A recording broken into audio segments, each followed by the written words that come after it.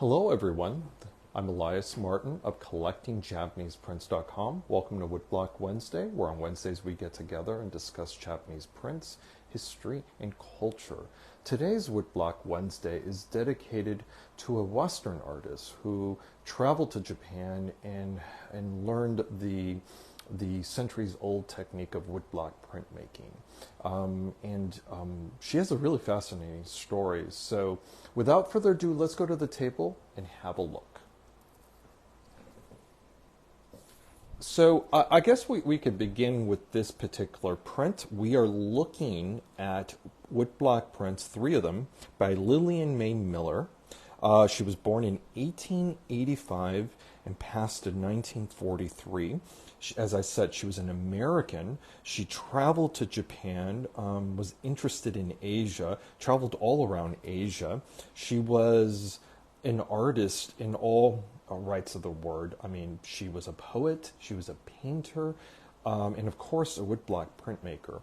And she was also interesting because she didn't make a living as an artist. She was a clerk for the State Department. I think it was a Defense Department, or maybe no, it was just the State Department. And I mean, so she had a very serious and she was gainfully employed. So as an artist, she can make art, but was not. She didn't have the constrictions of producing art for commercial purposes.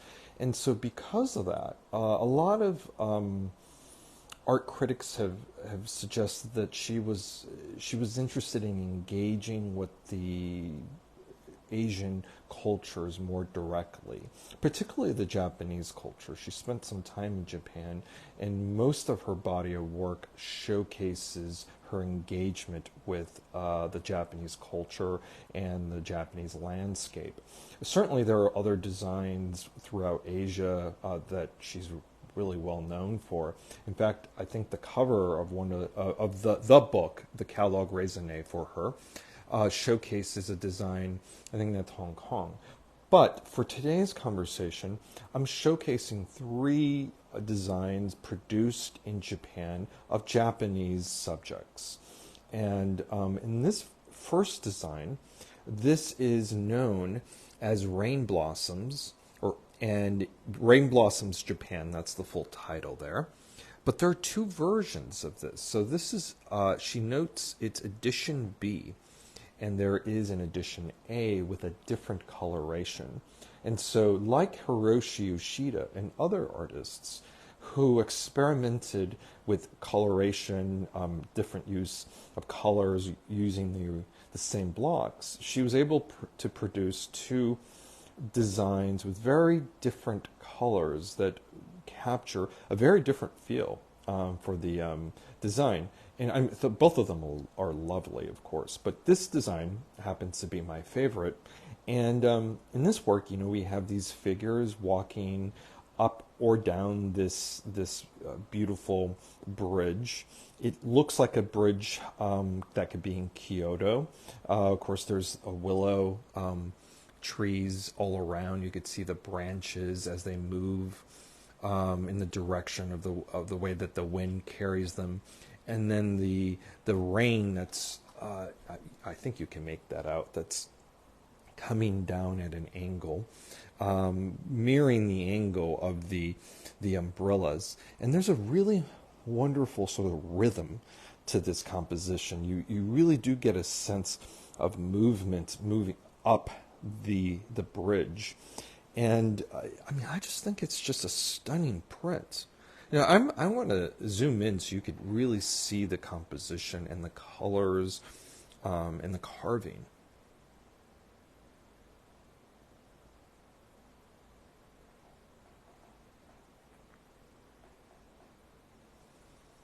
Now, this design is a very, I think, very aesthetically minded composition. Certainly could have been drawn from real life, but she's really focused on the colors as well as the texture of the paper umbrellas, And it really sort of captures this sort of aesthetic appeal of Japan being in this land of just really strongly aesthetically minded compositions. And so, this work, because of all those things, is a little less realistic in my mind, and it's more towards the realm of a composition that's about the idea of Japan and the artists that have come before her. But in the next work, this striking night design of Mount Fuji and excuse me, and a sailboat there. This print is called Moonlight on Mount Fuji. You can see there. Of course, there's an inscription by the artist. So she's dedicating the print for Ruth. You could barely see it in real life. The writing is much more prominent in my video. But this design is actually much more realistic. It has a strong photographic quality to it. It's so stunning. Her use of light here is just astonishing. And well, it's one of those compositions that you just look at and just can't get tired of. I mean, I've seen this print so many times, and I just think it's just breathtaking every time I look at it. And her use of the reflection here in the water from the sails that are not just picking up that light wind, but also the moonlight. I mean, it's just gorgeous. And then we have here a beautiful wood grain that moves across the water in the direction of how the waves are moving. And the waves are very calm here, but you do get that sense with the wood grain. That was not an accident, of course. And the artist, she chose that particular wood grain, I'm certain, to convey that sense of wind and movement. I mean, what else can I say? The design is just so striking. And like I said, it's very realistic. The composition, the format, it's all very realistic. Where this is a little bit more grounded in a highly aesthetic conversation about Japanese motifs. Particularly, a lot of attention is in the umbrellas, which is gorgeous, and it's a gorgeous design. But here, this wonderful sense of realism is just so striking. And so, anyway, I just want to zoom in so you could see this print.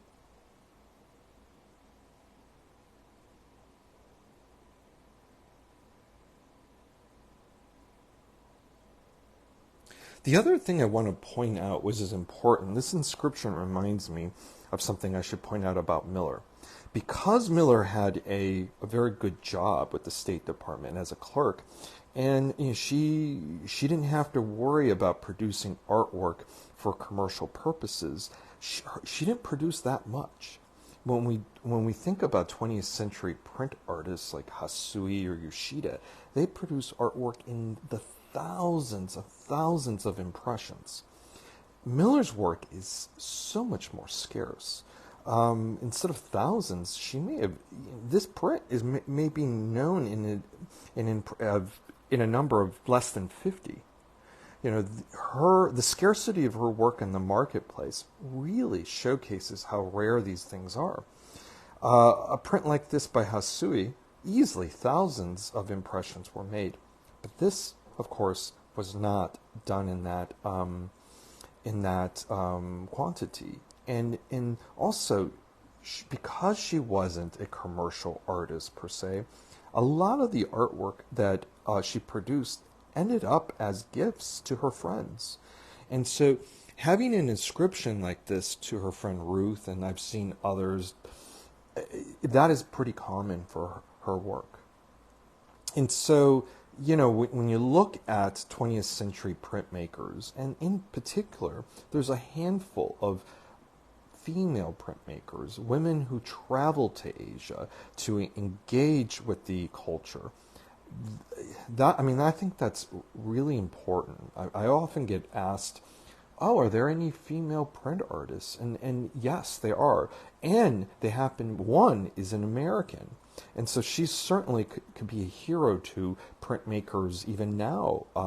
Her work is, it's equal to anyone else's artwork of the time. I mean, this design is as good as any Hasui, in my opinion. And so I don't think she's gotten her due yet in terms of museum shows or even in the collector community. And partly it's because of the scarcity of her artwork. But let me encourage you, if you're a fan of Shin Hanga, do look up her work. And if you're a collector, really consider her work as pieces you might want to acquire, because they're among the top work produced within the Shin Hanga genre. So I'm going to zoom in again so you could see how beautiful that wood grain is. I mean, how well it's integrated into the composition. It really animates the design. And the third work I want to show is a work that shows a wonderful tree in the background that's lit by moonlight and a group of lanterns. This design is really, really striking. Its format is in a sort of a pillar shape format that we're familiar with in terms of Hirawaki designs. He made a lot of these Tanzaku shaped prints, and she, of course, inherited that format and used that format to echo the composition. I mean, this composition really is showcased by how it's framed by the format of the print. Of course, this composition would not have worked if she opened it up to a larger size. Here, the eye really is moved up towards the tree, and then the branches also the leaves, they're done in this really dark, rich blue, which is wonderful. Let me see if I could show you that.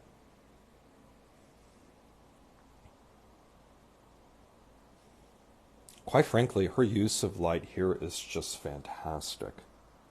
For a design that's really contemplative and quiet, this piece really speaks. Let me zoom in. You could see how beautiful the colors, how rich this impression is.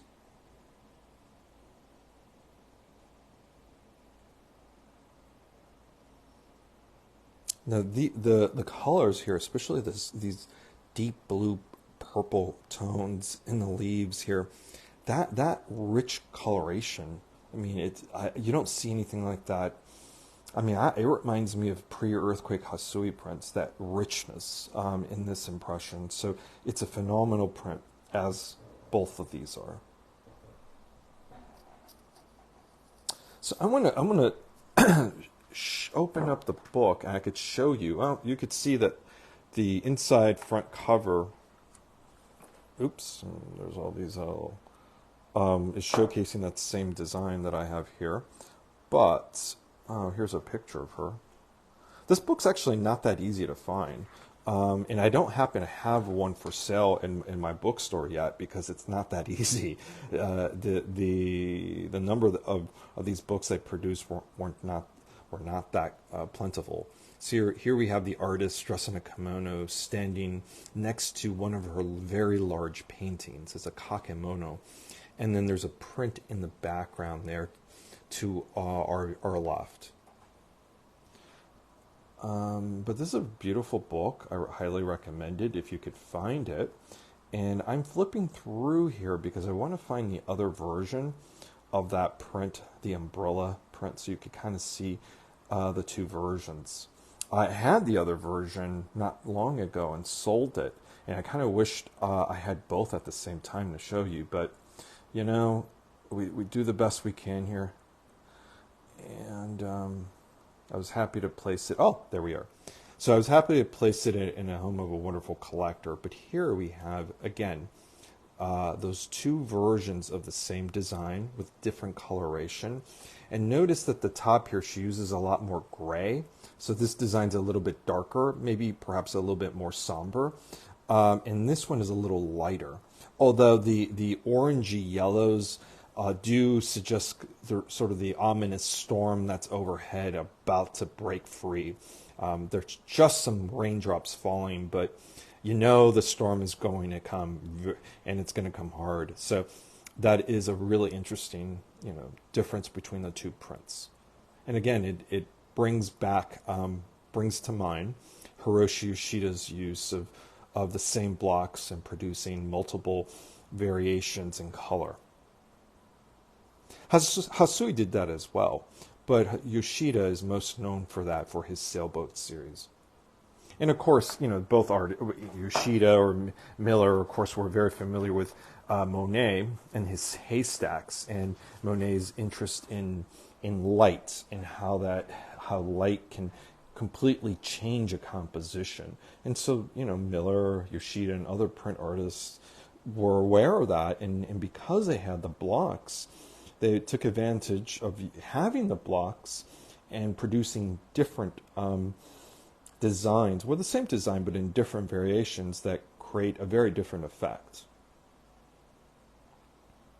But I want to highlight the fact that Miller was an American and a woman who went to Asia and engaged with Asian cultures that were very different from her own. I mean, as an American, we don't have a sense for the Asian culture so well. If you're in a major city, maybe you have some interactions, but she went to Japan at a time, this is before the war, at a time when it wasn't easy to travel to Asia. You went on a boat, took you almost a month to get there. And so, being there, she went to the locations that weren't easy to get to, or places where women weren't really allowed to visit. But because she was a Westerner, the Japanese were less, how do I put it, maybe less threatened. It was very hard for women in Japan to become artists, or potters, printmakers. These traditional arts were mostly dominated by men, and they were very insular, and it was very hard for women to apprentice to become artists. But there were some examples, and when you were not Japanese, you weren't really considered part of the culture, and so you could do all these kind of things without causing too many waves, and so she certainly took advantage of that. And as I said, because she was not a professional artist, she produced artwork that satisfied her own taste, that satisfied a very discriminating level of connoisseurship. If you're a printmaker and you look at her prints, you find all of the wonderful bells and whistles you would want on a print. You find very fine lines, a wonderful use of bokashi, and in this print, again, I want to highlight the wood grain because it's done so well. And her use of color and light and how saturated the pigments are. I could go on and on and on, and I won't, but her work is excellent, and I highly recommend for all of you who are not familiar with Lilian May Miller to give her a look. And of course, the book. That is a very important book. Bob has mentioned the book here. Thank you very much for watching. Thanks everyone for joining in the conversation today. Hi Meryl. Hi Annie. And so this is one of the books that highlights her work. She is listed in other references, but this is, unfortunately, it's not the most comprehensive book, but it is at best the best working catalog raisonné for her work, and if you can find it, I highly recommend it. So I'm going to zoom in across the all three prints one last time so you can have a look.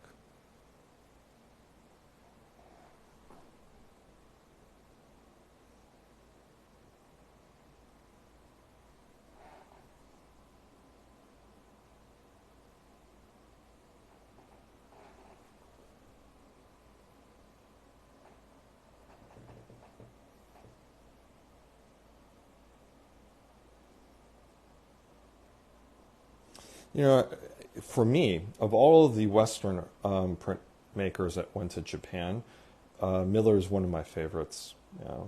And this Mount Fuji design is probably one of my favorites. It's in the top 20, in my opinion, of Shin Hanga designs that I like. I mean, that Mount Fuji, it's just stunning. It's as good as anything. Any Mount Fuji produced by any print artist, this one is as good. So I'm very fortunate to be able to show you all three, and all three are on my website. My website is collectingjapaneseprints.com. Well, I want to thank all of you for joining me on Woodblock Wednesday, where we discussed the artwork of Lilian May Miller, an American female artist who went to Japan and encountered a very different culture and really engaged with it and produced artwork that is just phenomenal. And so I encourage all of you, look her up. And if you have any questions, feel free to reach out to me either by dropping a message below or sending me an email. I'm happy to help. And of course, if you haven't been on my site, I have a lot of artwork with a lot of information, a lot of free content. All my Woodblock Wednesday videos from the past are all basically listed there. They're on YouTube. So please have a look. And I want to thank all of you for joining me, and I look forward to seeing you next week. Until then, bye-bye.